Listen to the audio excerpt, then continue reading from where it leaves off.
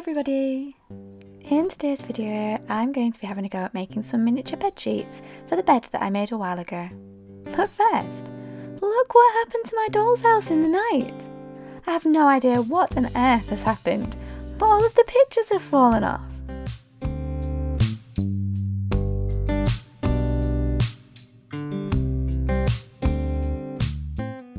So I started by having a little tidy up and popping the pictures back on the wall, and then I removed my bed to start thinking about what the bed sheets needed to look like. If you've not seen all of my previous videos, I made this little bed in the summer, and the bedposts are made out of poppy seed heads that were dried from my garden. For the bed sheets, I started by using a piece of paper as a template to think about how big I needed the bed sheets to be. My mum had helped me to make the little mini mattress, and I didn't want to cover it completely. I still want to be able to see it.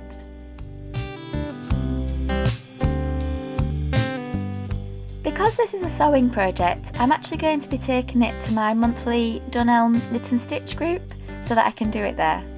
So I'm gathering together my templates and all of my bits and taking it with me. This isn't an advert for Dunelm, but it's really good, so I will take you there too.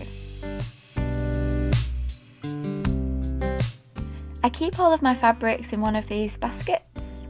My mum's given me a lot of fabric. She has loads stored in her house of scraps and remnants. And I was also really kindly gifted some fabric from one of my mum's friends. She gave me a little message that went with the fabric, along with some clippings from a magazine about dolls' houses. Thank you so much for that kind gift, and thank you for watching my videos.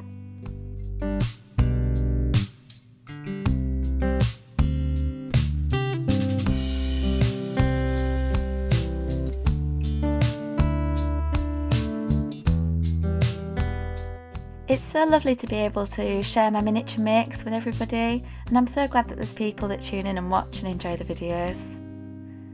I've never read any magazines before about dolls' houses, but I don't know if anyone in my little YouTube community does read any dolls' house magazines. If you've got any recommendations, please do leave them in the comments.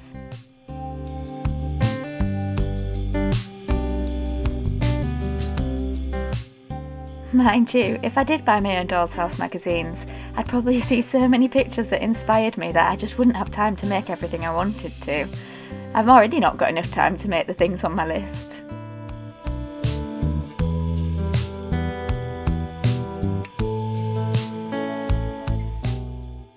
The fabrics in this bundle are really lovely.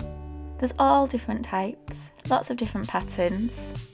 I'm actually thinking that these might be best saved for my other doll's house that I've not started working on yet, because there's some quite modern fabrics. And for my Tudor doll's house, obviously I need to be thinking of fabrics that would be in keeping with the Tudor era. But I think these ones look lovely for my other doll's house. I'll probably make a start on my other doll's house in the summer, when I've got a little bit more time.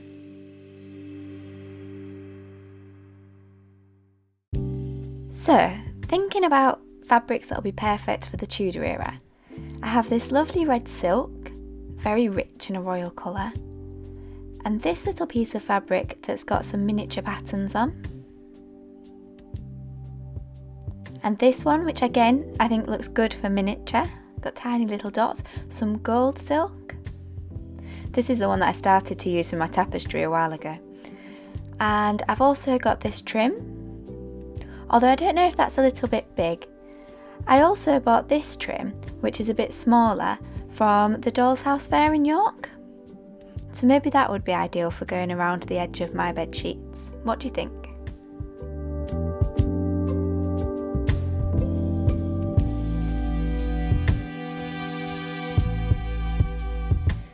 I gathered all of these bits together and popped them in my bag, ready to take to Dunelm.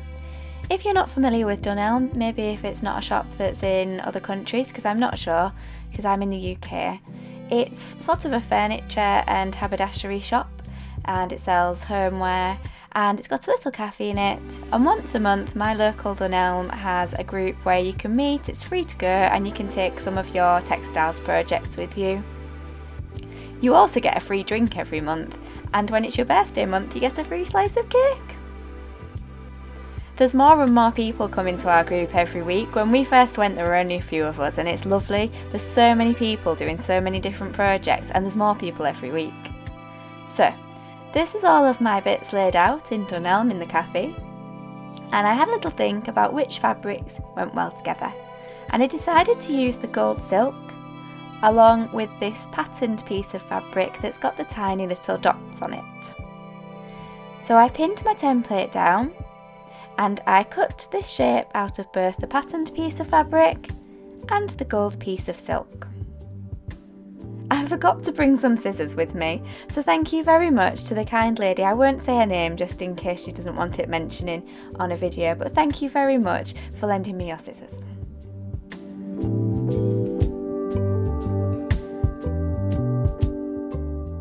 You might notice here I'm cutting a little bit further away from the template. That's because the template shows how much of the bed I want covered, but actually I'd also like a little bit that will fold over so that you can see the other side of the fabric.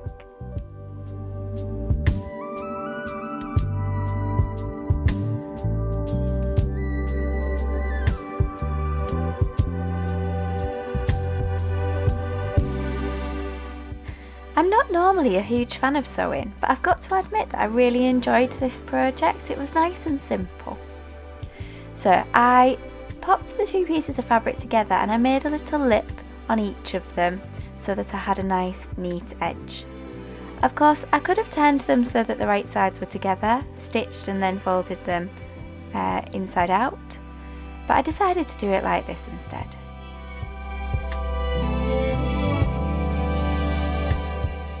My mum helped me with the corner bit because I was just struggling a little bit to turn it inside itself on both sides of the corner. It was a two-person job.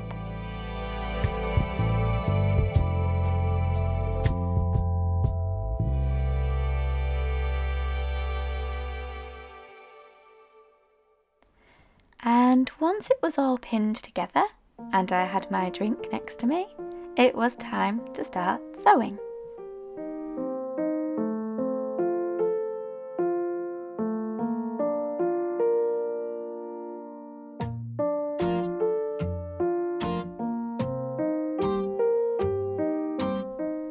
I used a tiny little overstitch and I tried to make sure that it was positioned sort of right on the inner edge of where the two folded pieces of fabric met, because I didn't want to be able to see the stitch.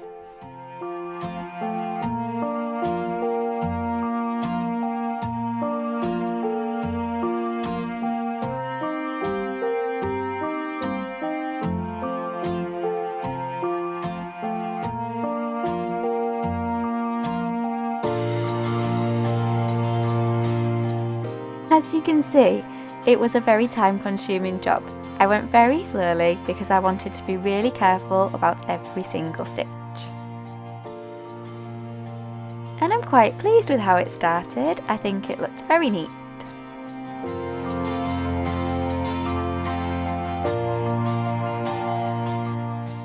Once I'd stitched it all the way around, I trimmed off the last bit of cotton and pushed it inside so that you couldn't see it.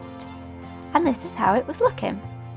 This will be the bit that folds over, like this, on the bed, so that I get to see both pieces of fabric. I've not decided yet which way around this bed sheet will go, so whether the pattern will be the main bit facing up, or whether the gold bit will. I also needed to sew on my little trim, and silly me, actually I should have pinned this in between the two pieces of fabric before I started sewing them. But never mind, instead I just had to go all the way around again, sewing this bit in place. And I spent quite a bit of time trying to position it in the correct place so that it did look as if it had been stitched in between the two pieces of fabric.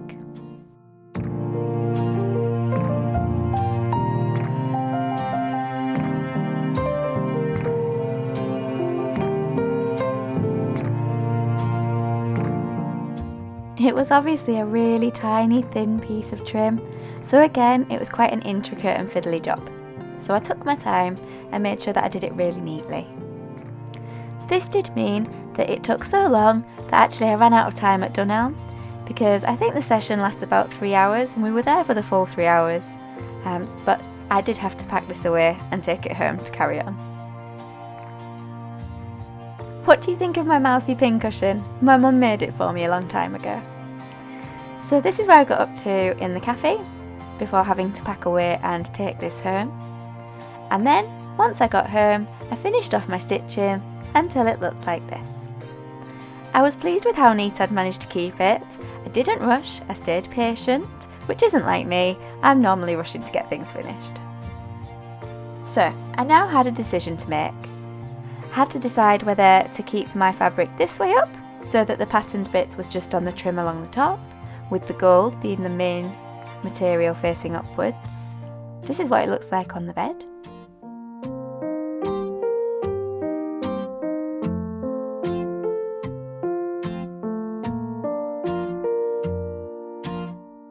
Or do I flip it over and have the gold just going along the top as the trim and the main bit of fabric facing upwards being the spotty one? It's hard to decide, and I need to make a decision because I actually need to put some stitches into this to hold it into place in position, because as you'll see here, it's kind of pinging up.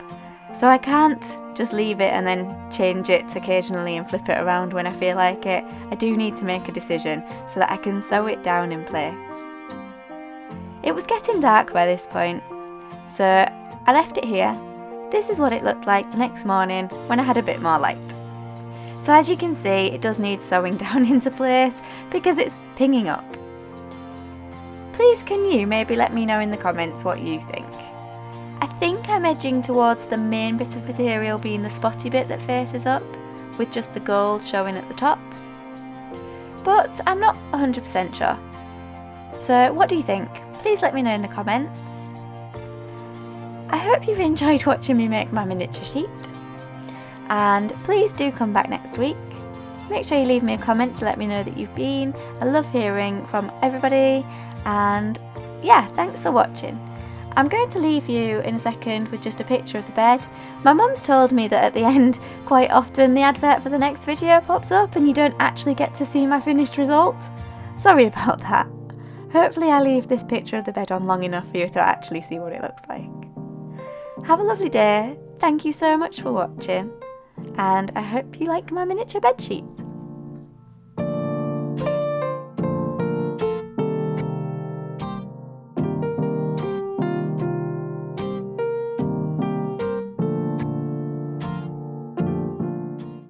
Oh, and don't forget to subscribe if you haven't already. Thank you!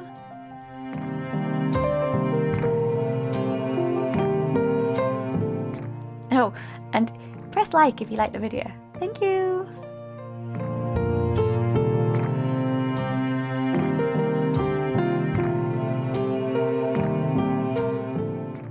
Oh, what's that? There's a share button.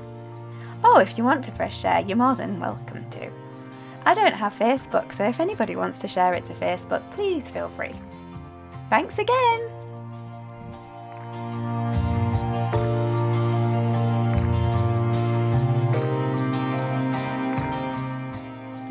The cat hasn't featured in today's video, but she says thanks for watching too.